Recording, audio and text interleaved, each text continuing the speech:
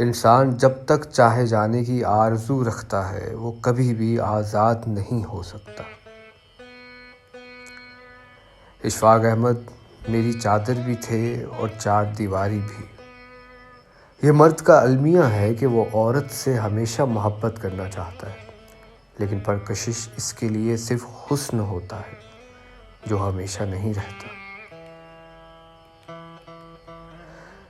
جو کسی ماں کے 7 بیٹے ہوئے اور 6 جنت میں گئے اور 7واں دوزخ میں، تو ماں کو جنت میں تلاش نہ کرنا، وہ تمہیں 7ویں بیٹے کے ساتھ دوزخ میں ملے گی۔ سہیل ورائش نے ایک بار سوال کیا کہ کیا آپ کو ذاتی طور پر کوئی روحانی تجربہ ہوا؟ بانو قدسی نے جواب دیا، توبہ توبہ، میں عارضی انسان ہوں اور میں دنیا دار ہوں، یہ میرا کام نہیں ہے۔ خدا کو تلاش کرنا مجھے اگر کہیں اچانک مل بھی جائے گا تو شاید میں پہچان بھی نہ سکوں۔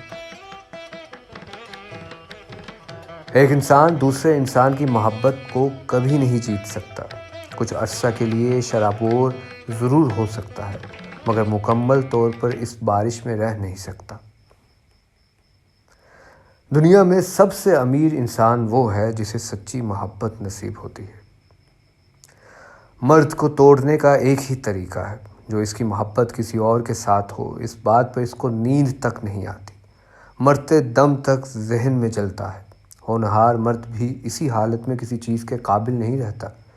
ایسی عورت خوش نصیب ہوتی ہے جس کو ایسا مرد ملے۔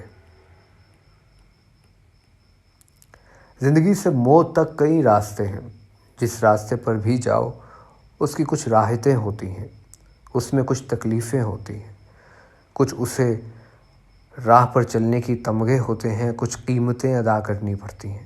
دراصل کوئی راہ اختیار کر لو، کسی راستے پر پڑ جاؤ، وقفہ اتنا لمبا ہے کہ مسافر کا سانس اکھڑے ہی اکھڑے۔